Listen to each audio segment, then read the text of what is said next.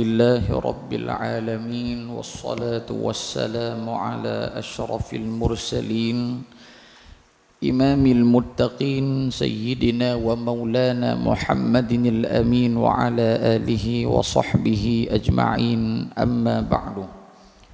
Kita sambung semula pembacaan kitab kita perihal Rasulullah sallallahu alaihi wasallam pada muka surat yang ke-8.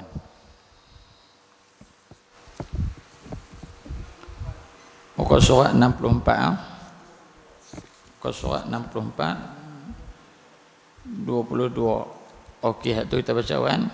Baca dah hak tu. Kita sambung semula pada muka surat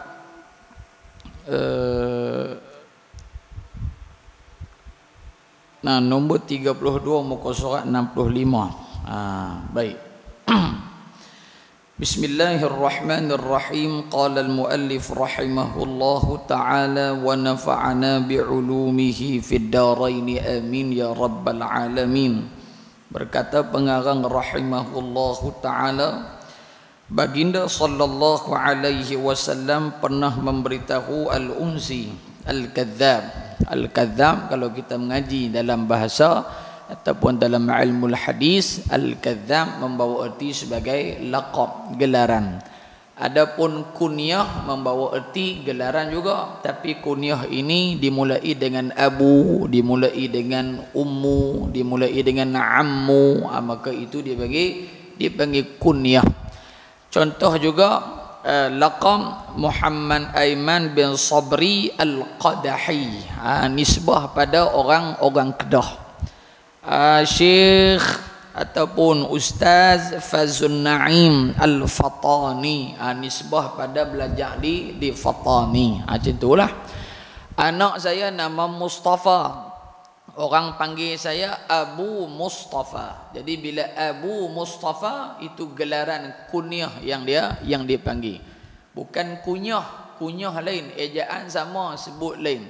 Kunyah pukul 11 lagi kita kunyah. Hak tu kunyah. Hak ni kunyah. Nampak mulut duk kemam elok lah tu, duk test lagi nak pepak daging lagu mana dan sebagainya. Itu dia panggil kunyah. Di sini dia panggil al-kunyah. Al-kunyatu pada tu al-kadzab. Al-kadzab daripada kalimah kizbun, yakni pembohong. Baik.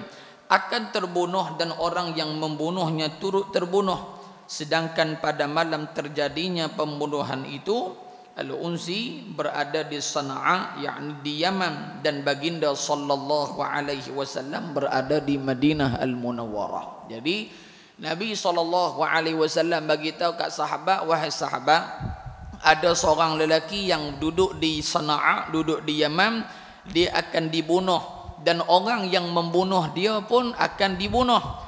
Maka kata sahabat Nabi sallallahu alaihi wasallam, apa yang disebutkan oleh Nabi itu jadi sungguh. Sedangkan Nabi sebut Nabi duduk di Madinah, adapun kisah ataupun kes pembunuhan yang berlaku itu berlaku di bumi Sana'a ataupun di bumi Yaman. Ini mukjizat baginda Rasulullah sallallahu alaihi wasallam.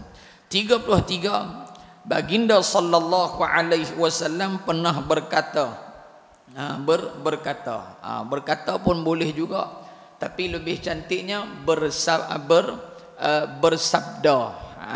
Allah berfirman, Rasulullah bersabda, ataupun nabi-nabi rasul bersabda.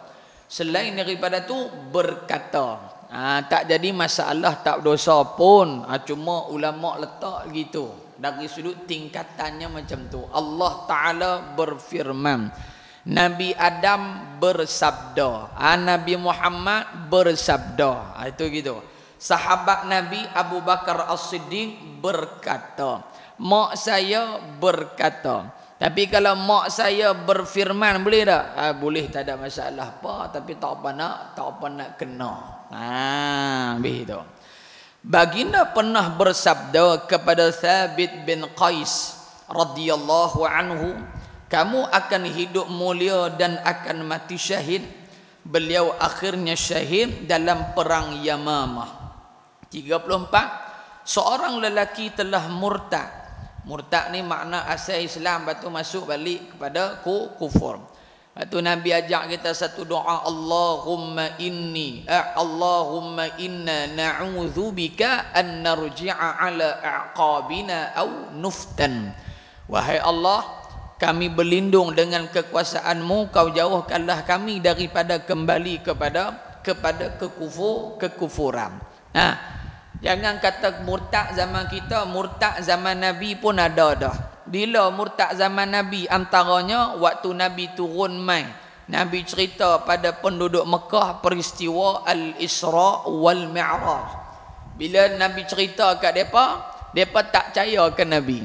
Pasal apa tak percaya? Pasal Nabi habaq malam tadi ni aku pi dengan jasad, dengan roh aku. Maka depa tak percaya. Tapi kalau Nabi sebut, Nabi SAW pesan kat mereka, kata semalam aku pi sekian-sekian tapi mimpi saja. Saya boleh terima pakai kalau mimpi. Tapi Nabi tak kata mimpi, Nabi kata bi'abdihi. Dalam ayat Quran kata bi'abdihi, hamba-Ku. Bila kata hamba-Ku, tertakluk pada hamba tadi ni jasad dan juga roh. Kalau pi dengan roh saja, kata Imam As-Suyuti rahimahullah, kalau Nabi Muhammad SAW pi dengan roh saja, Allah akan guna subhanalladzi asra bi ruhi abdihi, diguna kalimah roh. Tapi bi abdihi membawa erti jasad dan juga roh.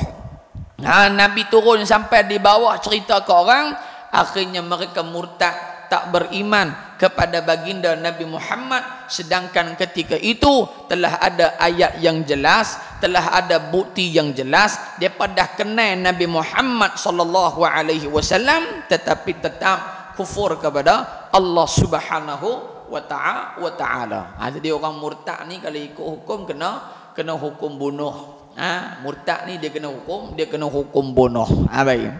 Seorang lelaki telah murtad dan bergabung semula dengan musyrikin. Ketika Rasulullah sallallahu alaihi wasallam mendengar berita kematiannya, siapa? Lelaki murtad tu lah.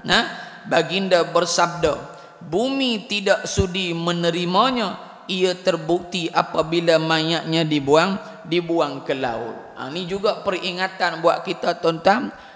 Dalam kisah ini juga Nabi SAW nak pesan, jangan duk buat lebih kurang dengan Allah Ta'ala. Takut mati besok jadi benda hak tak elok kat kita.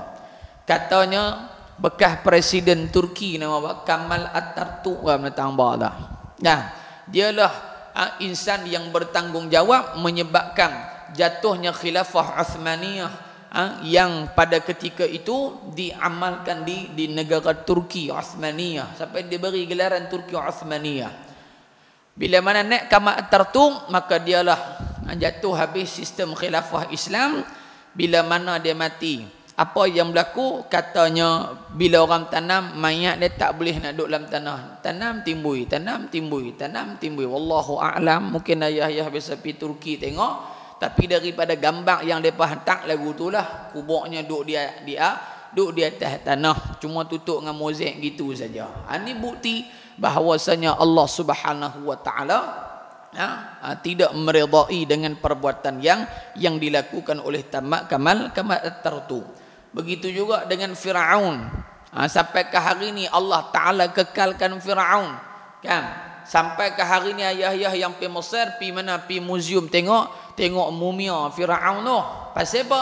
Kerana Allah nyatakan dalam Quran, kami menghancurkan Firaun, tapi jangan lupa kami tinggal sikit belen-belen kat umat akhir zaman, supaya kamu sempat tengok inilah golongan manusia yang ingkar kepada Nabi dan Rasul mereka, dan mereka mengaku ana rabbukumul a'la, akulah Tuhan yang paling tinggi, yang paling besar, yang paling hebat. Kata Firaun, laknatullah alaihim ajma'in. 35, Rasulullah sallallahu alaihi wasallam pernah menyuruh seorang lelaki dengan katanya. Kata siapa? Dengan katanya Rasulullah.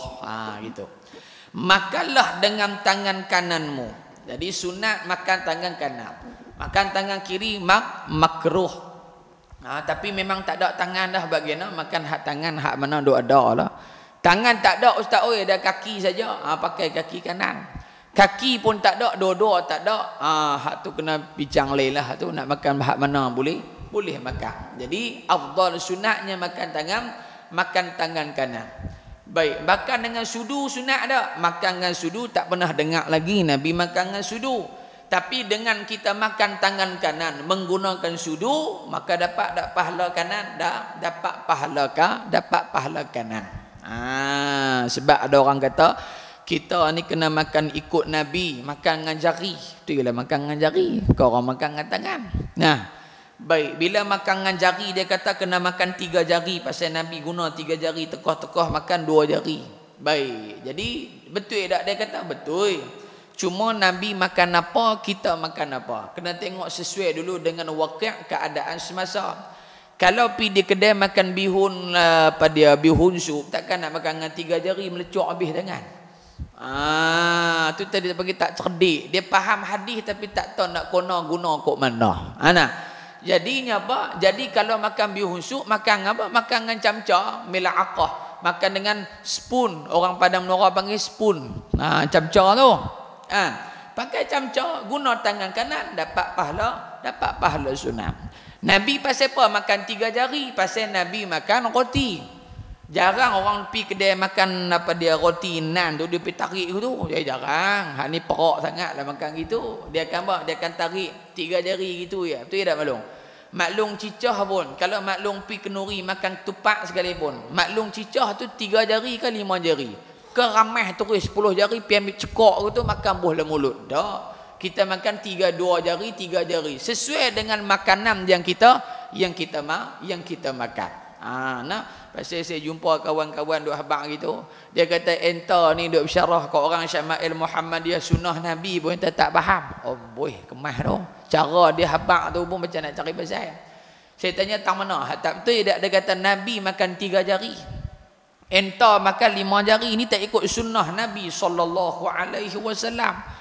Saya pula tanya dia, enta pergi kedai makan bihusuk makan apa? Makan berapa jari makan? Dia kata saya makan dengan camca. Hang lagi teruk, hang tak pakai jari terus. Pakai camca saja. Ping ayak tu lah. Pasal apa? Dia bercakap tapi dia tak faham. Ini masalah. Siapa orang tutup aurat kala? Wajib tutup aurat dan tu sunnah Nabi, hak wajib kena ikut. Baik, tutup aurat tak semesti tudung. Maklum ghalib biasa orang perempuan pakai tudung lah tutup aurat. Tutup rambut pakai tudung. Tapi minggu depan maklum tak pakai tudung, pakai timba buat atas kepala. Mai pakai timba daripada hujung sampai ke kaki, timba semua hak keras leding tu. Tutup aurat selesai masalah. Gitu. Ayah-ayah hari ni mai pakai baju Melayu, mai pakai jubah. Minggu depan tak payah mai pakai kelambu kereta tu. Hak beli di Shopee tu pakai kelambu kereta tu. Hak penting tak nampak bentuk kemaluan dan sebagainya, tutup aurat. Maka selesai lah. Ikut tak Nabi punya? Ikut. Tapi tak apa nak kena dengan cara adat kita ni pakai baju, pakai seluar, pakai tudung dan sebagainya. Adapun tutup aurat tetap tutup. Dapat pahala tutup aurat. Lelaki tersebut menjawab, aku tidak boleh. Dia kata, ya Rasulullah, saya tak boleh makan dengan tangan kanan. Dalam hal keadaan dia boleh makan saja, dia pergi guna tangan kiri. Aku tidak boleh. Baginda sallallahu alaihi wasallam menyatakan, bersabda, kamu memang tidak akan boleh. Sejak peristiwa tersebut, lelaki tersebut tidak boleh sama sekali mengangkat tangannya sampai ke mulut. Maknanya dia nak makan boleh angkat, tapi nak suar ke mulut tu tak lepas. Ini di antara benda yang kita kena berhati-hati, masin mulut para ulama. Zaman lalu ni Nabi tak ada, yang ada pewaris para Nabi alaihi wassalatu wassalam. Sebab itu kata Al-Imam Ibnu Asakir rahmatullahi alaih dalam kitab beliau, dia kata apa? Ketahuilah luhumul ulama, daging para ulama ini adalah apa? Adalah racun. Makna apa racun? Bukan nak kena tokok depa punya paha baru nak kena racun, tak. Makna kata luhum di sini mudah faham, jaga-jaga firasat para ulama yang baik, ulama yang soleh, perkataan doa para ulama yang baik ini doa mereka selalu dimakbulkan Allah Subhanahu wa taala.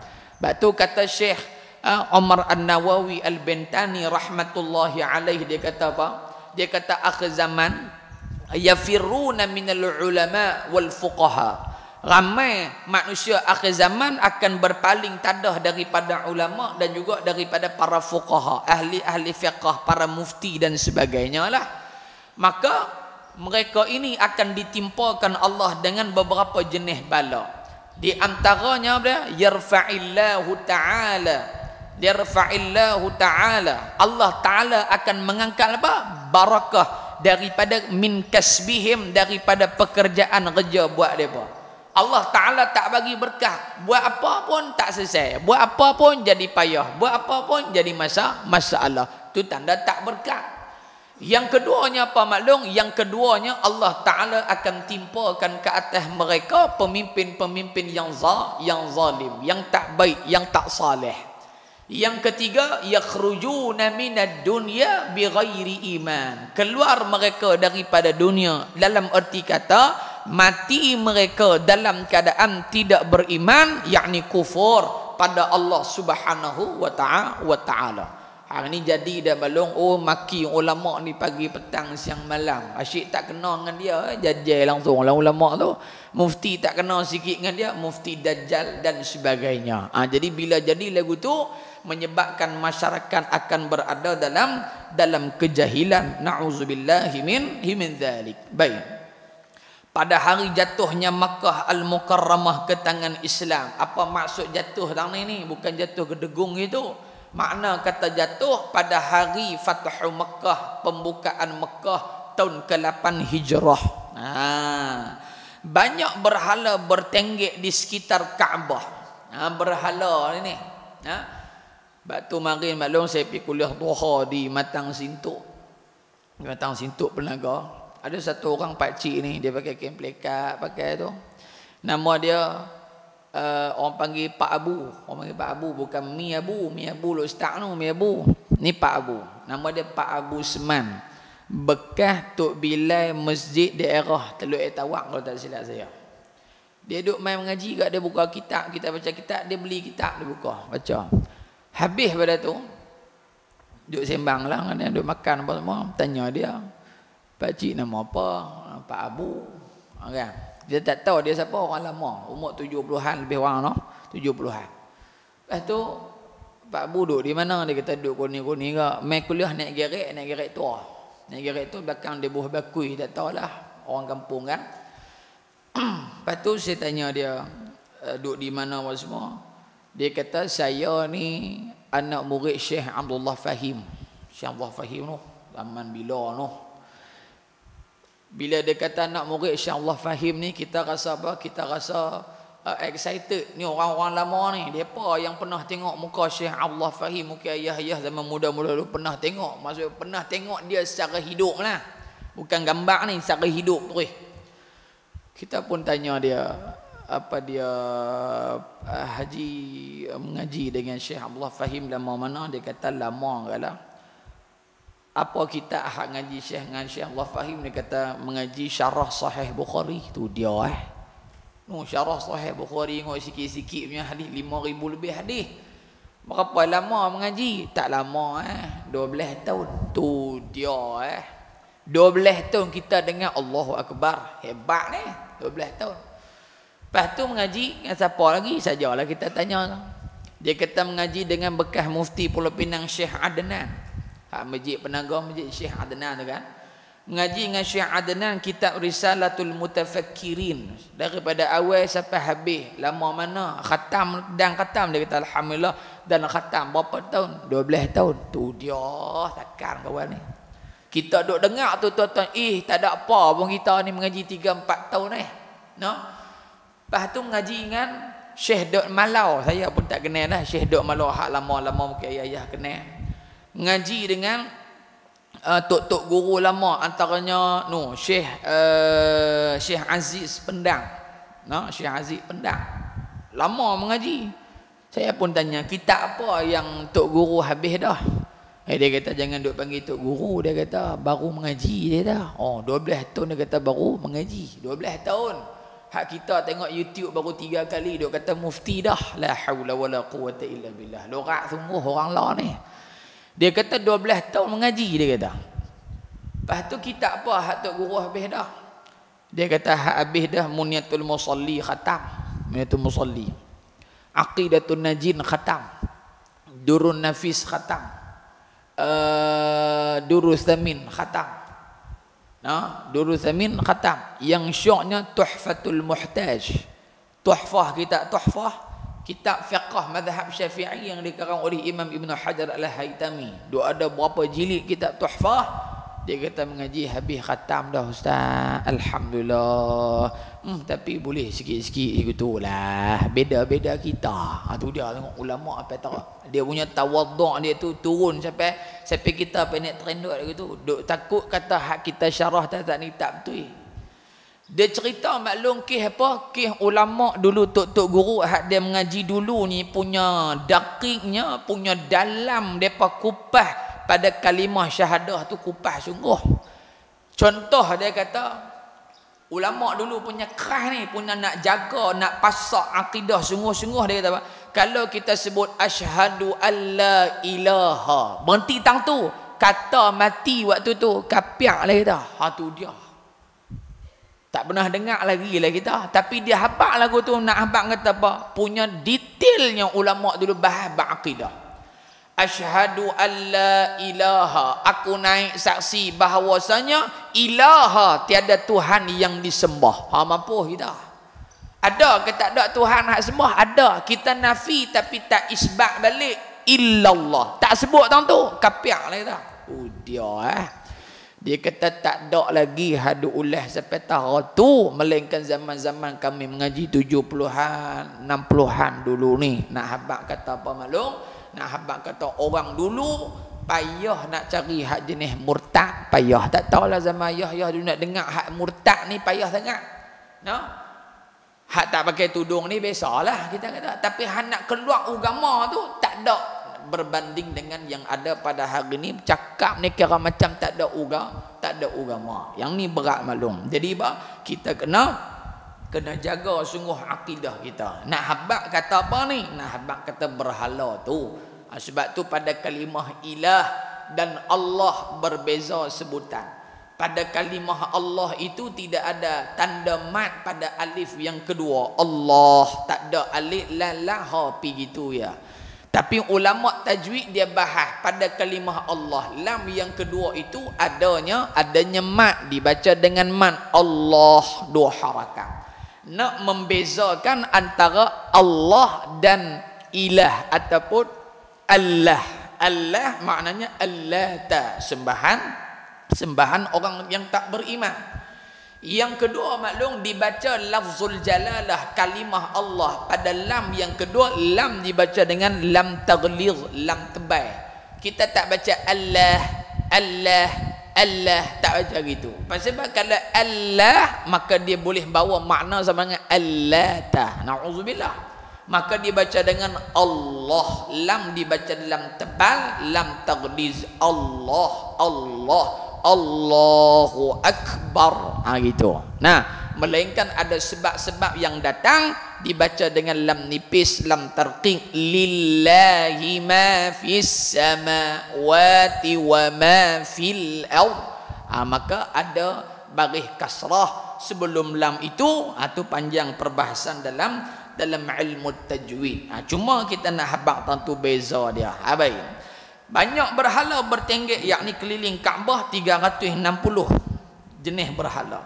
Rasulullah sallallahu alaihi wasallam menunjukkan dengan tongkat pendek qadim baginda ke arah berhala-berhala tersebut sambil bersabda, kebenaran telah muncul dan kebatilan pasti akan lenyap. Pada ketika itu juga berhala-berhala itu jatuh tersungkur. Nabi tunjuk saja jatuh habis semua. 37 dalam perang Khandaq Rasulullah sallallahu alaihi wasallam memberi makan pasukan muslimin dengan secupak gandum. Semua makan sehingga kenyang dan makanan tersebut masih banyak berbaki selepas itu. Ni dia panggil iktsarul qalil. Yang sikit jadi yang sedikit jadi banyak. Bukan gandum saja, banyak lagi lah kisah-kisah yang pernah kita sebutkan. Yang terakhir, Rasulullah sallallahu alaihi wasallam pernah memberi makan dengan sedikit kurma. Baginda menyuruh para sahabat mengumpul baki kurma yang jatuh di atas hamparan. Kemudian baginda mendoakannya, baki kurma yang terkumpul itu menjadi banyak sehingga cukup untuk dimakan oleh semua tentera Islam. Dia nak ajak dua orang ni, makanan hak jatuh kutip ambil makan. Belum? Makanan hak jatuh kutip ambil makan selagi mana tak ada najis lah. Tapi kalau jatuh pergi dalam lubang jamban tu saya ambil dah lah, hak tu biar pergi ke dia lah. Tapi hak jatuh kita makan di kedai makan ke makan tang mana pun, hak jatuh yang tak ada najis boleh makan, ambil makan. Ini cara adab kita dengan makanan yang diajarkan oleh baginda Nabi Muhammad sallallahu alaihi wa ala alihi wa sahbihi wa baraka wa sallam. Wallahu a'lam wa a'la bis-shawab. InsyaAllah kita akan sambung lagi pengajian kita setengah jam sampai jam 11 bersama dengan Al-Fadhil Ustaz Fazul Naim bin Muhammad Sabhi Al-Fatani dengan bacaan kitab Al-Misbahul Munir. Jadi tanpa melengahkan masa, saya menyempun Al-Fadhil Ustaz untuk meneruskan pengajian kita. Falyatafaddal mashkura.